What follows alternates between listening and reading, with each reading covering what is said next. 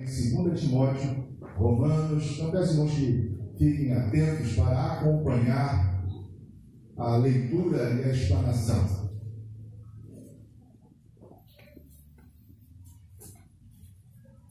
Primeira Timóteo, capítulo 6, do verso 12 ao verso 16. 1 Timóteo, capítulo 6, do verso 12 a 16. Este é o texto básico, né? Eu quero pensar com os irmãos nesta manhã sobre o tema combatendo o bom combate da fé. Combatendo o bom combate da fé.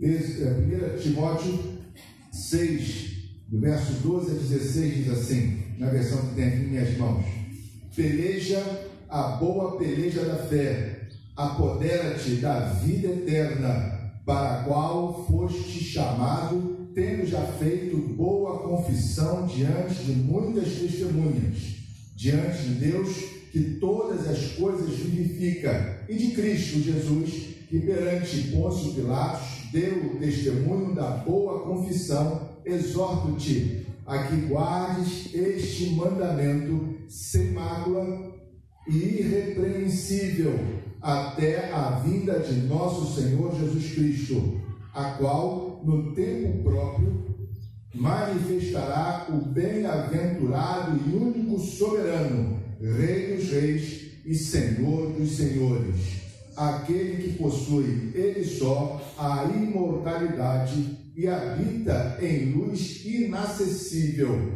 a quem nenhum dos homens tem visto nem pode ver, a qual seja a honra e o poder sempre eterno. Amém.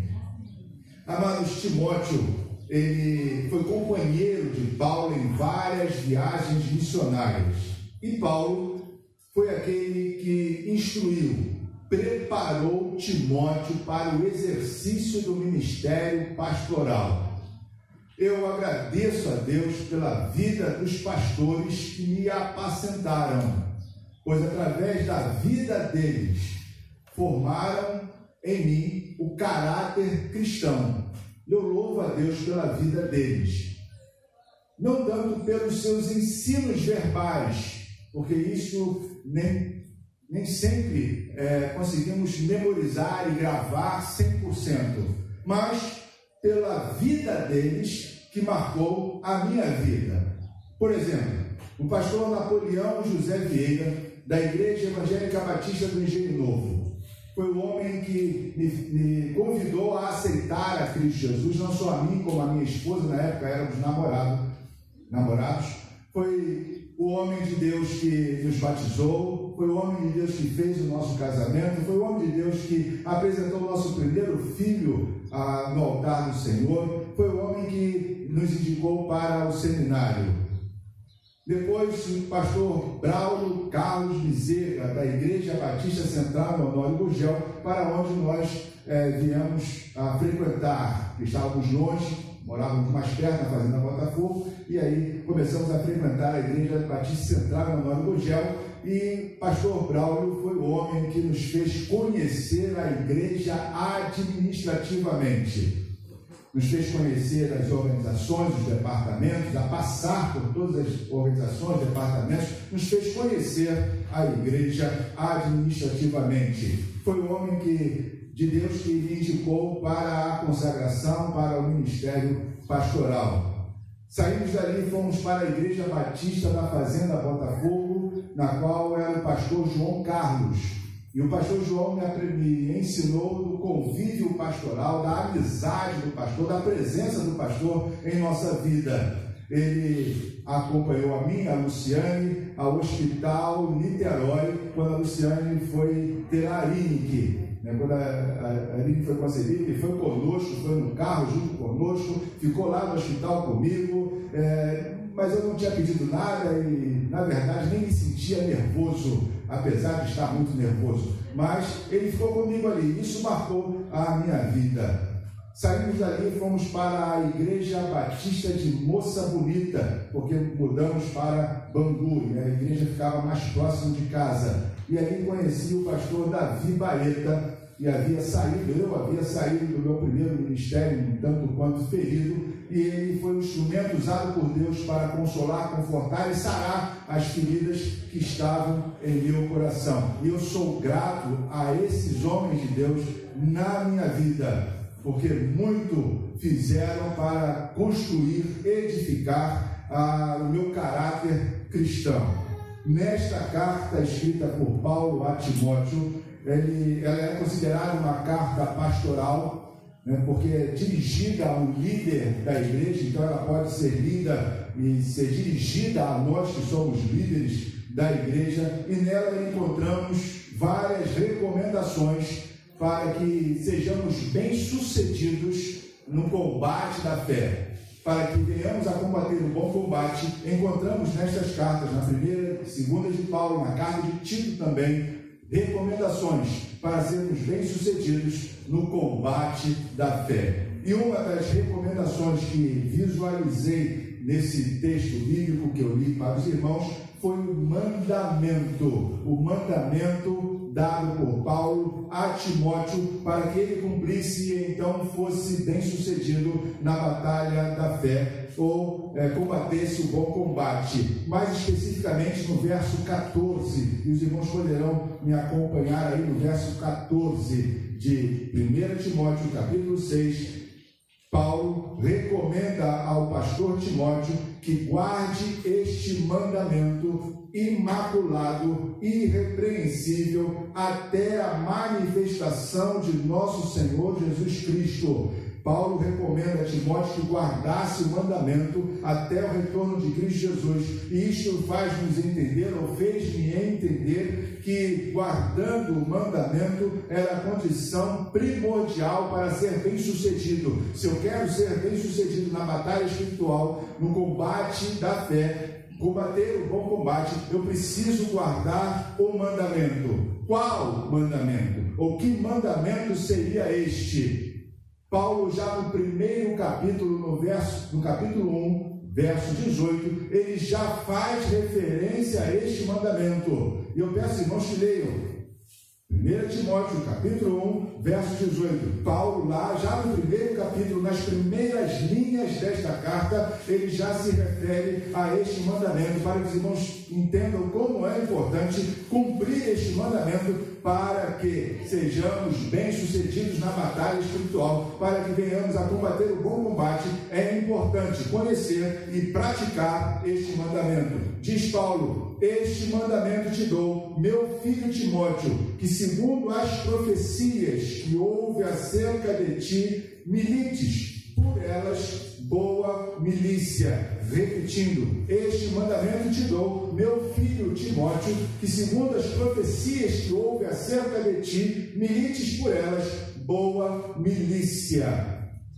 Tenho certeza que a versão dos irmãos difere, porque temos várias versões diferentes, e nessas várias versões, esta expressão, o início desse versículo 18 do capítulo 1 de 1 Timóteo, o início ele difere muito de uma versão para outra. Em algumas versões Paulo está dizendo este mandamento, em outras versões esta admoestação, em outras versões este é o dever que te entrego ou que te encarrego, em outras versões esta é a instrução que te dou ou dou-lhe esta instrução.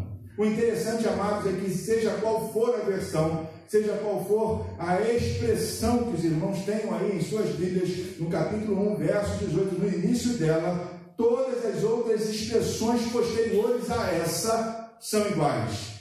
São iguais como? Existe uma segunda expressão, de segundo as profecias. Segundo as profecias. Pode ser que Paulo tenha dito um mandamento, uma demonstração, uma instrução, um dever a Timóteo, mas esse dever, essa instrução, esse mandamento está baseado nas profecias que houve acerca de ti ou de que antecipadamente foste objeto.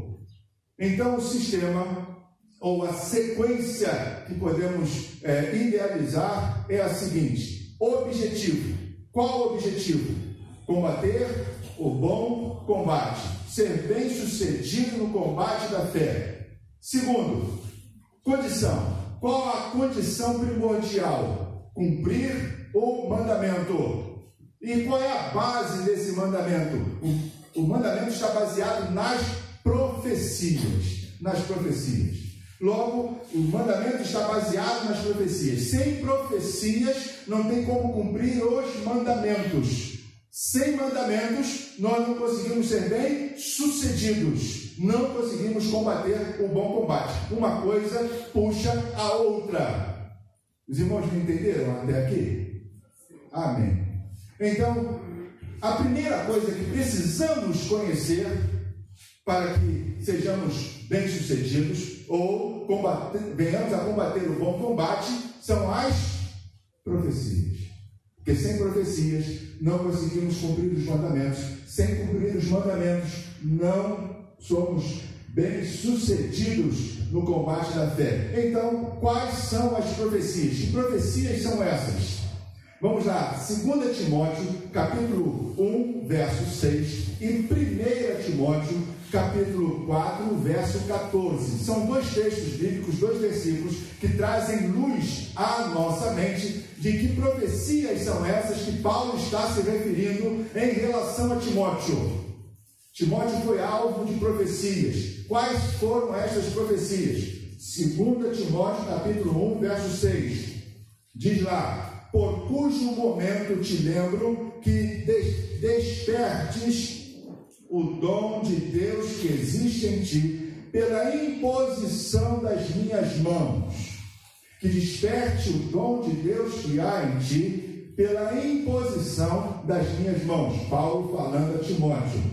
Já em 1 Timóteo 4, 14, está escrito: não despreze o dom que há em ti, o qual te foi dado por profecia, com a imposição das mãos dos presbitérios, ou dos presbíteros, ou do presbitério. Não despreze o dom que há em ti, o qual foi dado por profecia, com a imposição das mãos do presbitério.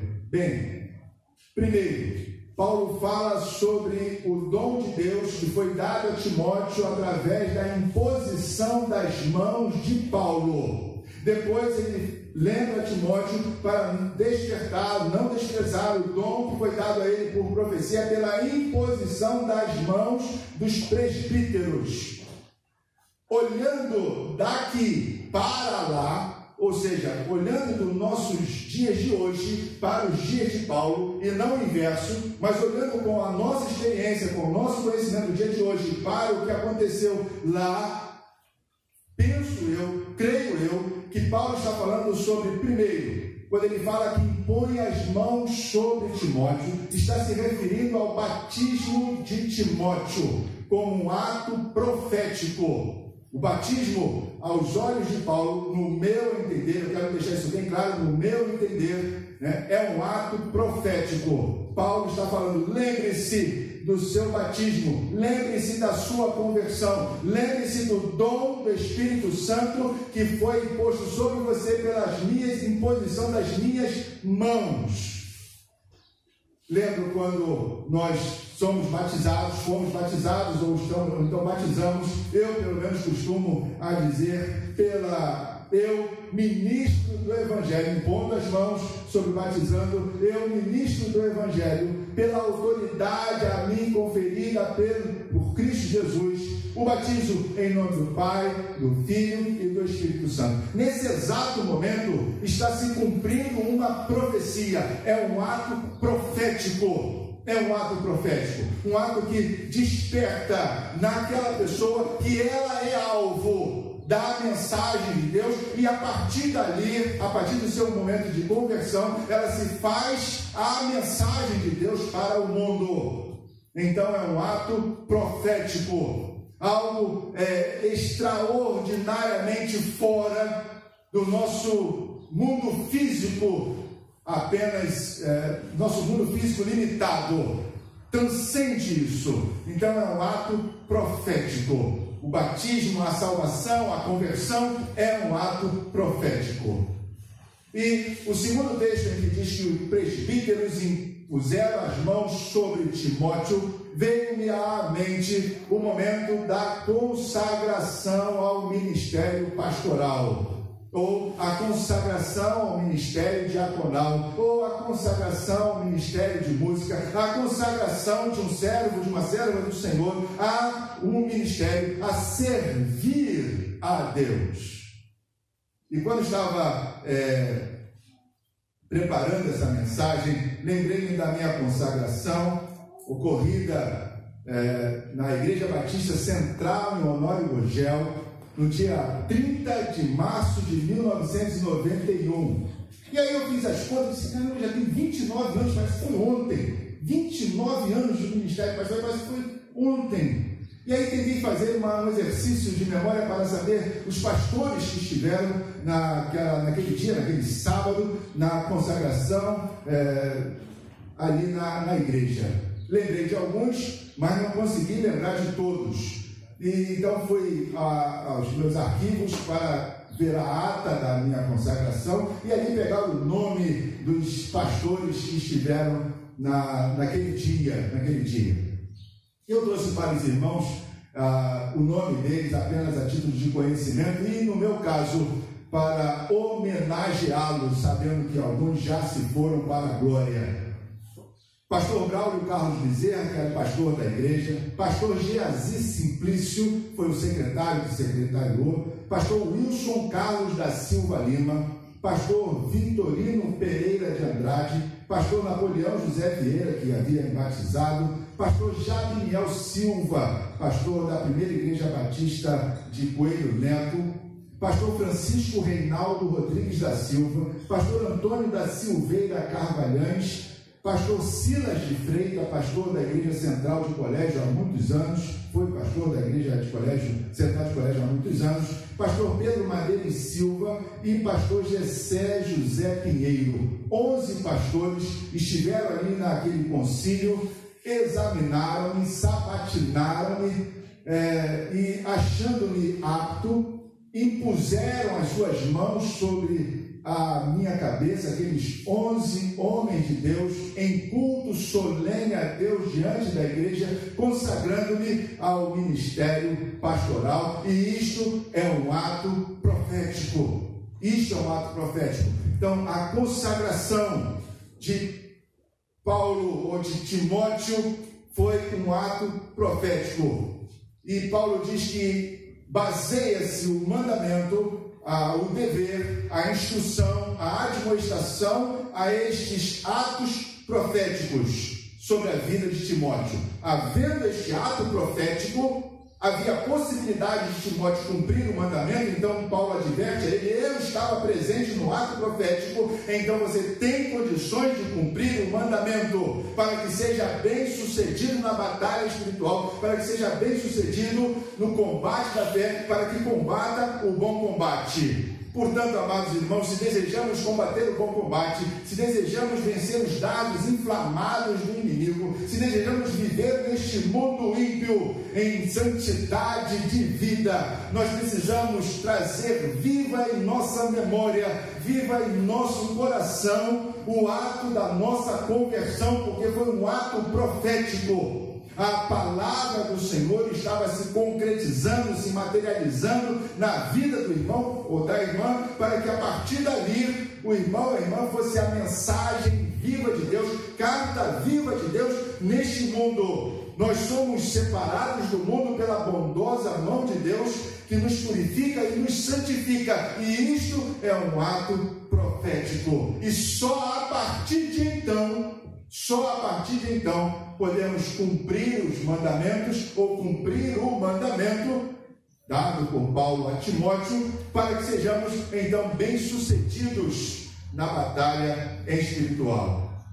Em outras palavras, nós vemos e temos testemunhado muitos crentes que são derrotados espiritualmente, vivem derrotados espiritualmente. Vemos também muitos pastores que estão sendo derrotados espiritualmente. Por que isso acontece? Porque não creem, não têm convicção absoluta de que são salvos, não tem convicção absoluta de que foi convidados, convocados, vocacionados por Deus, não tem convicção absoluta de que foram alvos de um ato profético.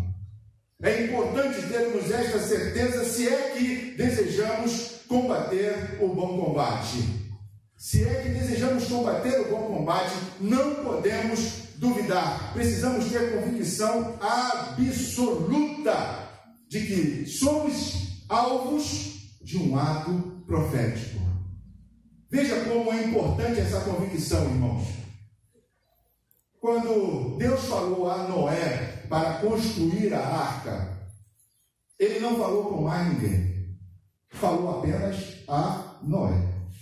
A mulher de Noé não ouviu, os filhos de Noé não ouviu, mas ninguém ouviu Deus falar com Noé para construir a arca. Somente Noé. Da mesma forma, Abraão. Ninguém ouviu Deus falar para Abraão deixar a sua terra, a sua parentela e ir para uma terra que Deus o mostraria. A Sara não ouviu, Ló não ouviu, ninguém ouviu, só Abraão. Ninguém ouviu Deus falar com Moisés na sarça ardente. Ninguém ouviu, somente Moisés, para ir ao Egito libertar o povo de Deus, somente Moisés. Ninguém ouviu Deus falar com Paulo, apesar de terem visto a luz, mas ninguém ouviu, somente Paulo. E todos eles precisaram de absoluta convicção de que Deus havia falado com eles. E tendo esta convicção, combateram o bom combate, venceram, cumpriram a vontade do Senhor. Da mesma forma, amados, a salvação ela é individual. Eu não preciso me preocupar com se fulano está salvo, se Beltrano está salvo, eu não preciso saber ou ter certeza disso. Eu tenho que ter certeza da minha salvação. Tenho que ter certeza que Deus me salvou através de Cristo Jesus. Eu tenho que ter essa experiência com o Senhor. E se tiver essa experiência com o Senhor, a certeza da salvação, certamente não me acovardarei diante das adversidades deste mundo. Não me deixarei tomar pelo medo e não me esconderei como um rato. Não me deixarei dominar pelo pecado, porque tenho convicção de que Deus falou comigo, Deus me salvou em Cristo Jesus. Eu tenho essa experiência com o Senhor. É interessante, amados, que um pregador, filósofo, missionário do século XVIII, chamado Jonathan Edwards, ou Edward, mais ou menos isso, tá? Ele, falando sobre este assunto, ele falou sobre a diferença entre opinião e percepção. Opinião é uma coisa, percepção é outra. E ele disse o seguinte: uma pessoa pode ter uma opinião racional do que é o mel e saber racionalmente que o mel é doce sem nunca ter experimentado o mel. Uma pessoa ela pode ter a opinião sobre o mel, uma opinião racional sobre o mel, saber que o mel é doce sem nunca ter experimentado o mel. Mas uma pessoa não pode ter a percepção da doçura do mel se esta doçura não tiver gravada em sua mente através do paladar. Então há uma diferença entre opinião e percepção. Não é percepção de visão, é perceber, de sentir, de experimentar. Há cristãos, pastores, líderes que são cristãos ou são líderes por opinião. Eles têm a perfeita opinião de que Deus é bom, de que ser cristão é bom, que a vida eterna é boa, que ser crente em Cristo Jesus é bom. Mas não tem esta percepção, porque não vivenciaram, não têm a experiência da salvação. Não conseguiram ainda ter a experiência. frequentam a igreja, participam da igreja, são até líderes na igreja, mas ainda não têm convicção, não têm a percepção que dá a eles a convicção de que Deus é bom para eles, que a vida cristã é boa para eles, que a igreja, ser igreja, é algo maravilhoso para eles. Há uma grande diferença, e essa diferença faz também a diferença entre o joio e o trigo.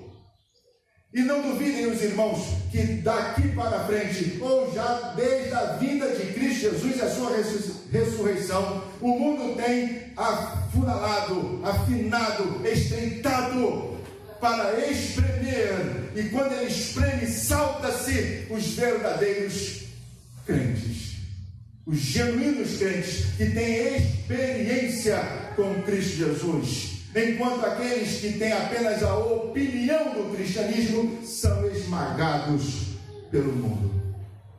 A dúvida é a porta de entrada da derrota espiritual.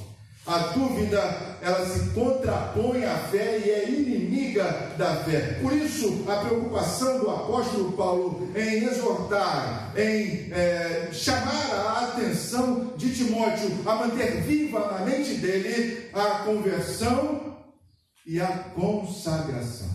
Momentos ímpares na vida de qualquer ser humano que revelam o ato profético, realizado sim por homens, mas amando de Deus.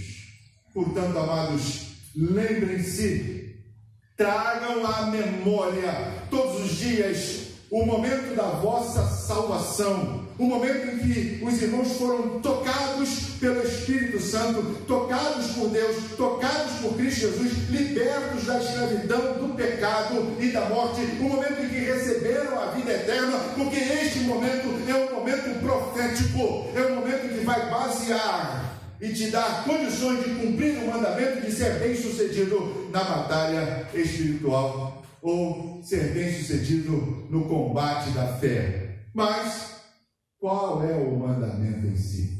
Sabemos a profecia. Profecia, conversão, realizada através de batismo, e consagração. Alguns que desejam o episcopado, são vocacionados. Mas o mandamento, vamos a outro texto.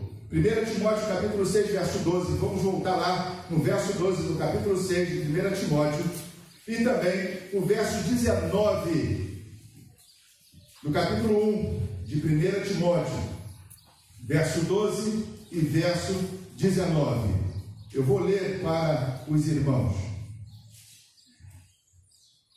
Capítulo 12, primeira carta de Timóteo, capítulo 6, desculpem, capítulo 6, verso 12. Diz assim: peleja a boa peleja da fé, apodera-te da vida eterna, para a qual foste chamado, tendo já feito boa confissão diante de muitas testemunhas. Apodera-te da vida eterna. Capítulo 1, verso 19. 1 Timóteo, capítulo 1, verso 19. Conservando a fé e uma boa consciência, a qual alguns, havendo rejeitado, naufragaram no tocante à fé. Conservando a fé e a boa consciência. 3 mandamentos. 3 mandamentos. Quais são esses mandamentos? Primeiro, manter a fé. Segundo, manter boa consciência. Terceiro, tomar posse da vida eterna. Se pudéssemos resumir esses 2 versículos, seriam esses os mandamentos: manter a fé, manter a boa consciência e tomar posse da vida eterna. Manter a fé. O que seria manter a fé? É não apostatar, não abandonar a fé.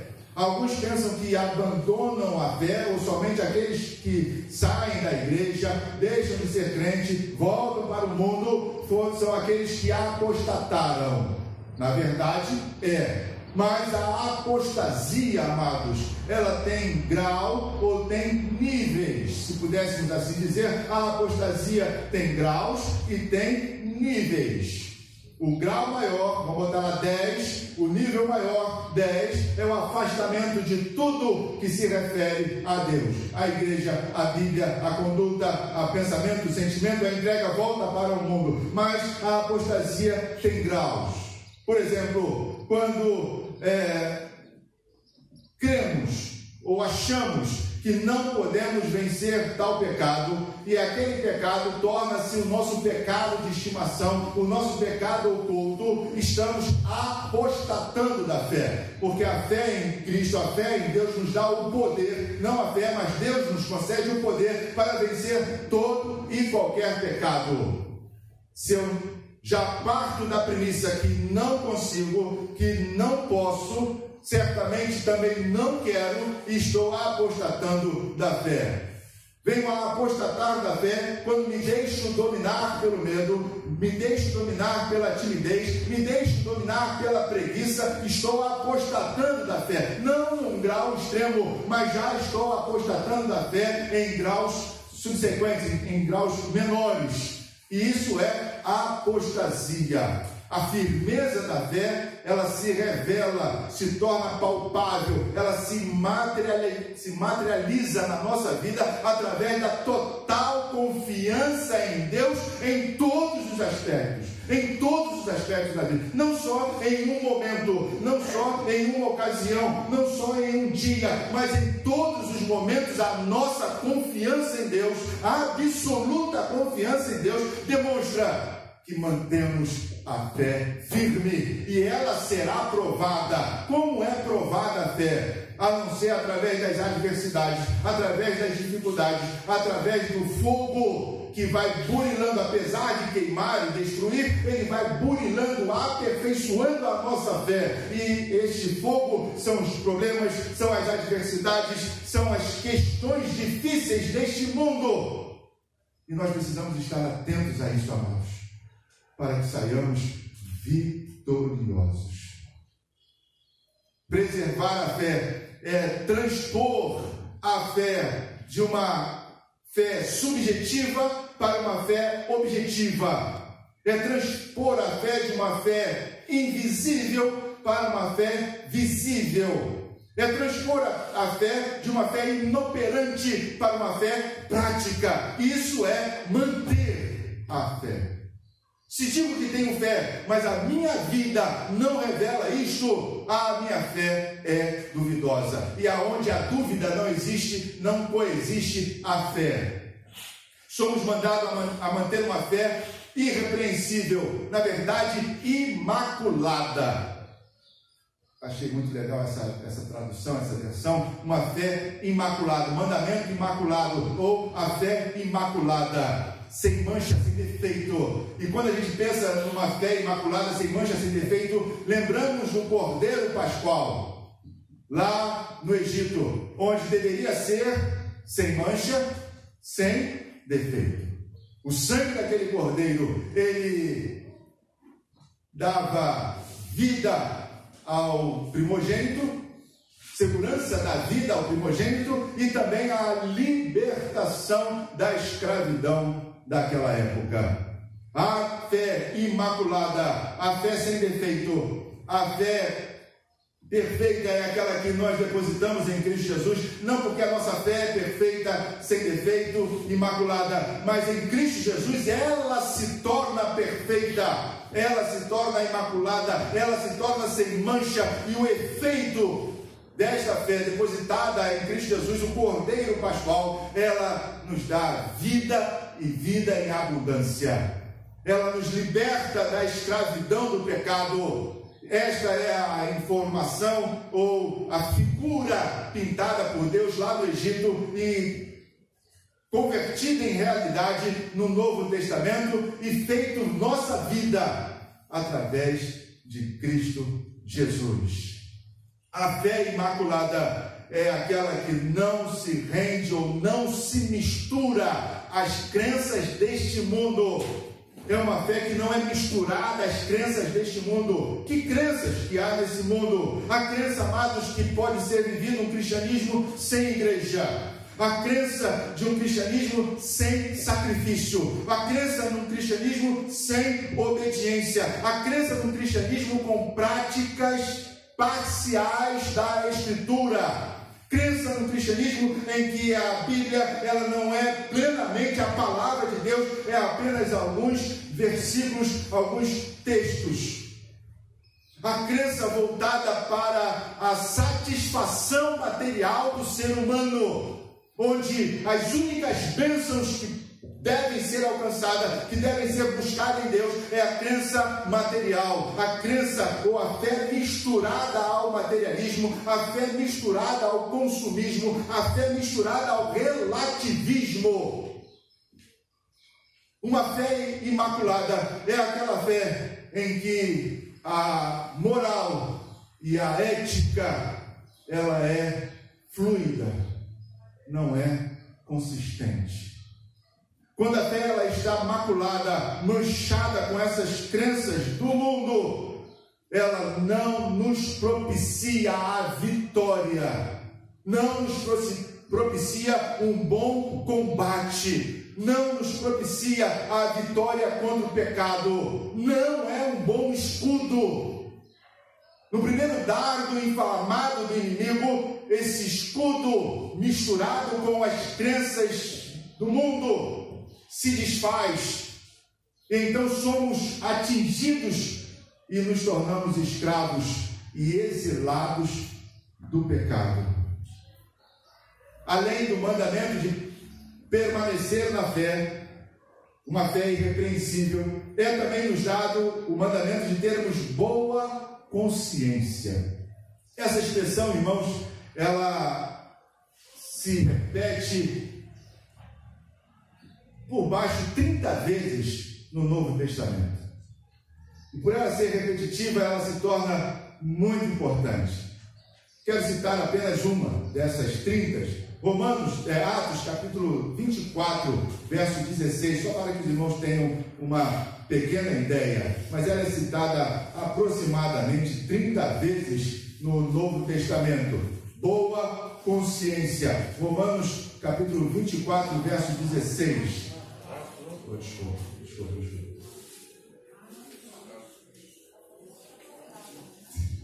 É Atos 24, 16. 24, 16. Aqui. Por isso, procuro sempre ter uma consciência sem ofensa diante de Deus e dos homens. Paulo, no tribunal de Félix, ele revela isso. Procuro sempre ter uma boa consciência, uma consciência sem ofensa diante de Deus e diante dos homens. Ter boa consciência se refere ao aspecto moral da vida cristã. Este aspecto moral da vida cristã se revela através das nossas condutas diárias, tanto nos momentos difíceis como nos momentos de bonança. Ela se revela através das nossas atitudes. O crente, e ainda mais o pastor ou o ministro religioso, ele deve ter uma conduta irrepreensível. Tanto crentes como pastores, em qualquer ocasião, onde estiverem, devem ser corretos ao ponto, amados, de suas consciências não o condenarem. E isso é interessante, irmãos, porque você pode estar fazendo algo errado e ninguém vê, mas a tua consciência te condena. E o nosso objetivo como crentes é viver neste mundo corrompido pelo pecado, viver neste mundo que jaz no maligno, que está perecendo no maligno a cada dia, vivermos corretamente no centro da vontade de Deus, para que a nossa consciência esteja tranquila diante de Deus e diante dos homens. Nem que para isso soframos e venhamos a arcar com prejuízos. E o terceiro mandamento Primeiro, manter a fé, manter boa consciência. E o terceiro mandamento, tomar posse da vida eterna. Tomar posse da vida eterna é viver neste mundo em santidade de vida. Viver neste mundo como cidadãos dos céus. Viver neste mundo como embaixadores de Cristo Jesus. Isso não deixa-nos afetar por nada que está ao nosso derredor neste mundo, porque já sabemos que o mundo está perecendo e vai perecer. Mas nós permaneceremos sendo conduzidos para a glória de Deus. É tomar posse da vida eterna. Sou salvo, sou santo, e em Cristo Jesus permanecerei firme, honrando e glorificando o ato profético que em mim foi realizado. Conversão e, para alguns outros, consagração. Paulo encerra citando duas pessoas da sua convivência naquela época, chamado Himeneu e Alexandre, e também Fileto. Esses homens são citados apenas duas vezes. Himeneu duas, mas Alexandre e Fileto apenas uma vez. Timóteo capítulo 1, verso 19 e 20, 2 Timóteo capítulo 2, verso 17, e em ambos os textos, estes homens, Himeneu vinculado a Alexandre e Himeneu vinculado a Fileto, em ambas essas passagens, ambos estão vinculados a Satanás, a naufragarem na fé. Isso deixando claro que o testemunho deles e o que eles falavam era atos, palavras difamatórias de Deus. Infelizmente, hoje não é raro encontrarmos membros crentes em Cristo Jesus, membros do corpo de Cristo Jesus, ou aqueles que se dizem crentes, até mesmo pastores, vivendo e falando de forma a difamarem a Deus através da sua igreja. Isso é um ato de blasfêmia, Bem, amados, o que podemos concluir desses textos e desta mensagem? Nós precisamos ter certeza de que fomos salvos, consagrados, separados por Deus, para Deus e em Deus, para vivermos neste mundo, e esta separação é um ato profético, a ação de Deus, a palavra de Deus se realizando em nossa vida. Devemos manter uma fé irrepreensível, imaculada, sem mancha, sem mistura com as crenças deste mundo, e para isso é necessário um exercício de conscientização, de leitura, de exercício de decisão, de tomada de decisão, de tomada de vida de acordo com a palavra de Deus. E devemos tomar posse da vida eterna, devemos viver como cidadãos dos céus neste mundo. Precisamos viver como cidadãos dos céus neste mundo. Se assim fizermos, seremos bem-sucedidos. Se assim fizermos, combateremos o bom combate da fé. Bem, diante de nós temos aqui os elementos da ceia do Senhor. Os elementos da ceia do Senhor nos lembram uma ordenança ou um mandamento.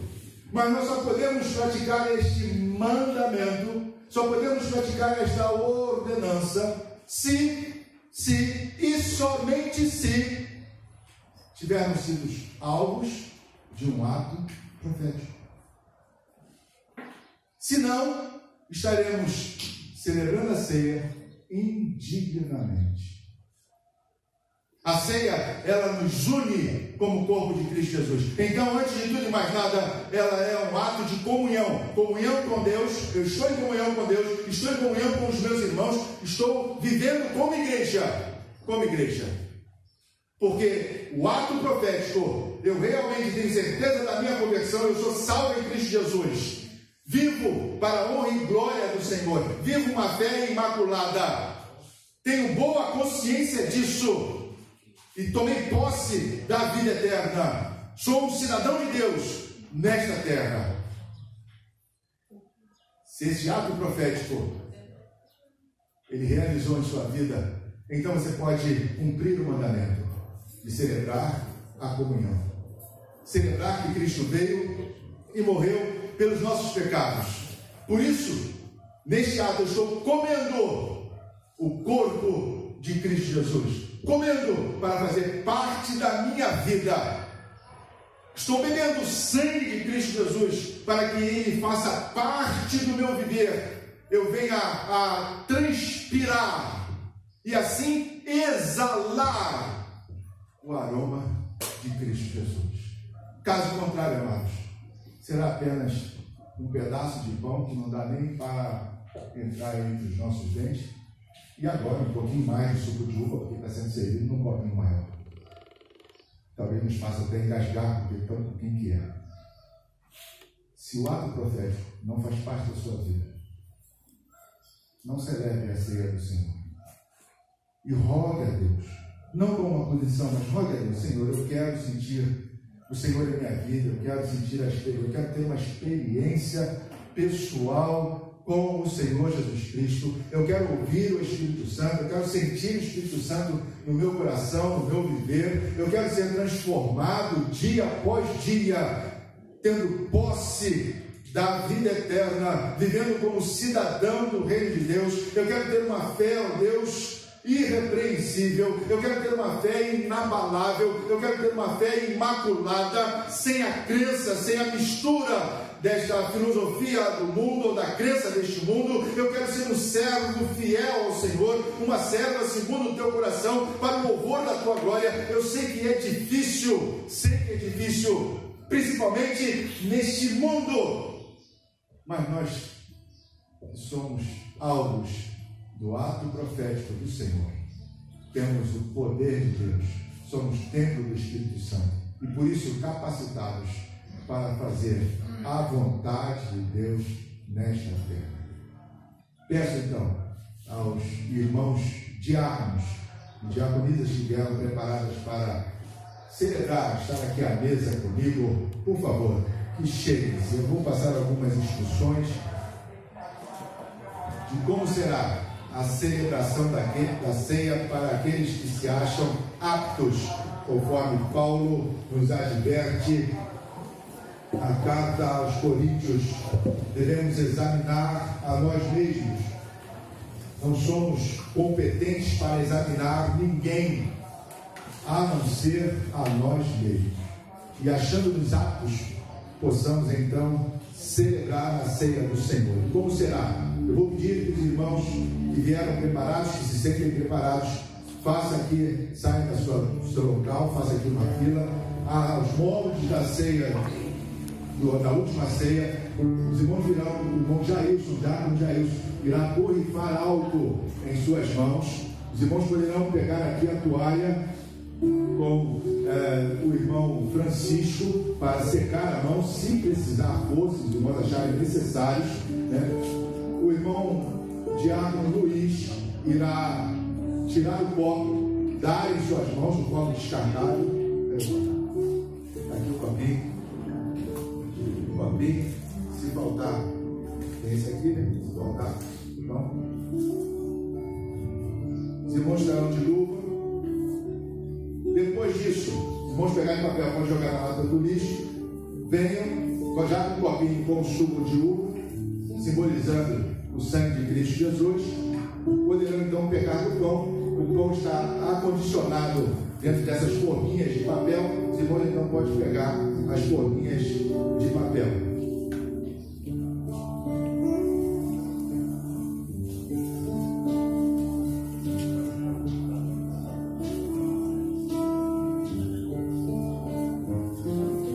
Os irmãos conseguirem ver?